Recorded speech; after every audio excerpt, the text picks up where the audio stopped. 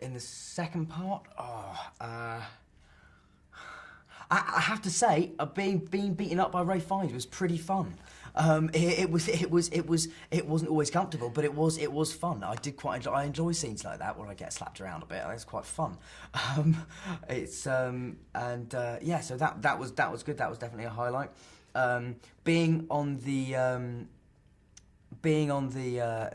underground cart, which takes us inside Gringotts, being on that cart with Rupert, a guy called John, Warwick Davis, and Helena Bonham Carter, and then Emma was great fun because it was just, we were all soaking wet. It was you know, we were just making jokes, and it was hilarious. It was really, really good. That was a fun day, definitely. Fun few days.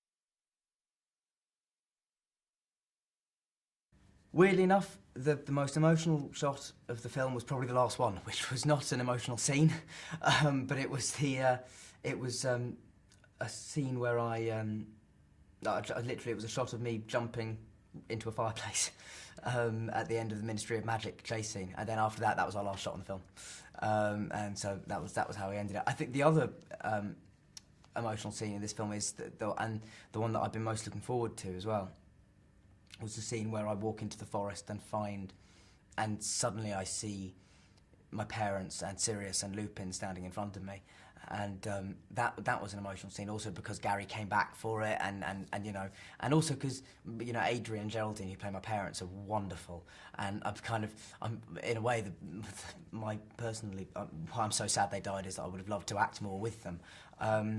And also the character of Lupin dying for me is one of the most upsetting in all the books because I love that character.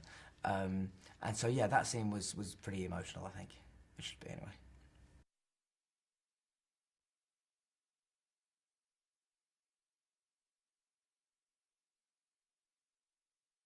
Fight for your life, I suppose, would be one of the main themes. It's a battle to save Hogwarts. It's a battle to survive.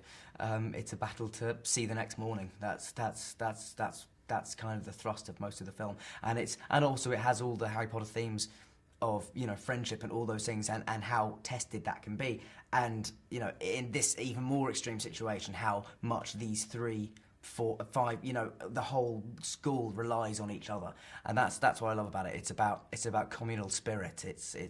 And surviving.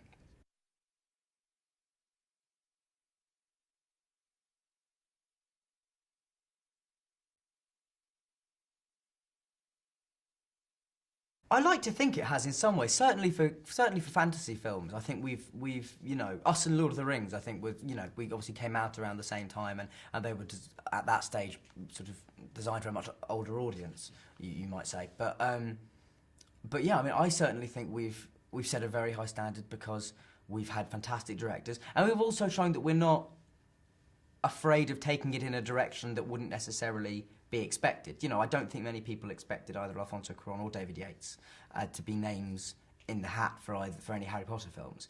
But, you know, thanks to our producers who have had the courage to say, you know, this guy could make an amazing Harry Potter movie, it's set us apart slightly from other fantasy films. I think we're really, really interesting. We have fantastic actors, and also, I mean, what sets Harry Potter apart from other entertainment is just the fan base. Ultimately, is so vast and so supportive that yeah, I mean, it's hard for other things to compare for it. But you know, but obviously now there's films like Twilight and the Narnia films that all came out, and you know, and they're doing well as well, and brilliantly in Twilight's case. But I think Harry Potter manages to combine an innocence and an Englishness with an edge you rarely see in sort of supposedly children's films.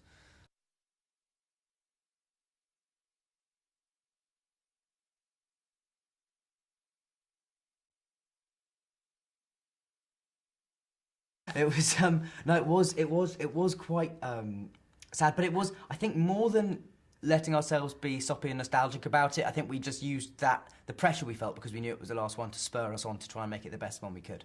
I think we channeled that energy into a more positive, sort of constructive frame of mind.